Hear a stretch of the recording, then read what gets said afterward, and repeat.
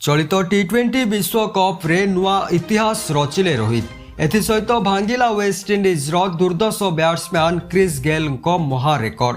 हाँ दर्शक बंधु, गतकाली खेला जाइतिबा इंग्लैंड विपक्ष सेमीफाइनाल मैच रे रोहित शर्मा अनेक गुड़िए रेकर्ड अधिकारी होइछन्ति। तेबे आपण जदि रोहित शर्मा को लाइक करती ताले एई वीडियो को गोटे लाइक करी चैनल को सब्सक्राइब कर दियंतु। रोहित शर्मा टी20 वर्ल्ड कप इतिहास रे 50 छक्का मारिबारे प्रथम खेलाड़ी होइछन्ति। एही मामलारे विराट कोहली 33 छक्का मारी द्वितीय स्थान रे थिला बेले युवराज सिंह मध्य 33 छक्का मारिछन्ति। सेहीपरि सूर्य कुमार यादव टी20 विश्वकप रे 21 छक्का मारिछन्ति।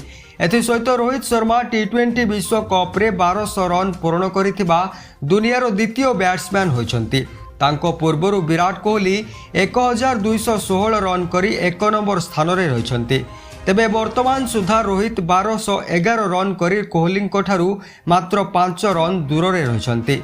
श्रीलंकार पूर्वतन अधिनायक महिला जयवर्धने 1016 रन सहित तृतीय स्थान रे रहिथिला बेले इंग्लैंड रो अधिनायक जोस बटलर 1013 रन करी चतुर्थ स्थान रे रहिछन्ति।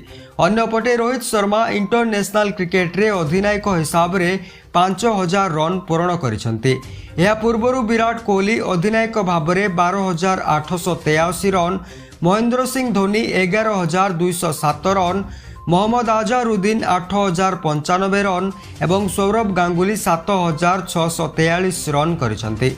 Rohit Sharma ICC knockout match रे 22 छक्का मारी क्रिस गेल रेकर्ड को भांगी दैछन्ति। एही मामलारे वेस्टइंडिज पूर्वतन विस्फोरक बैटर क्रिस गेल 21 छक्का मारिछन्ति।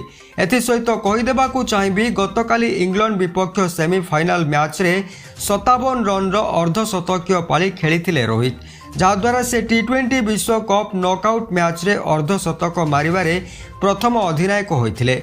एहीपरि प्रतिदिन टी20 विश्वकप एवं भारतीय क्रिकेट दलर सविशेष खबर जानिबा पाई वीडियो को लाइक एवं चैनल को सब्सक्राइब करंतु।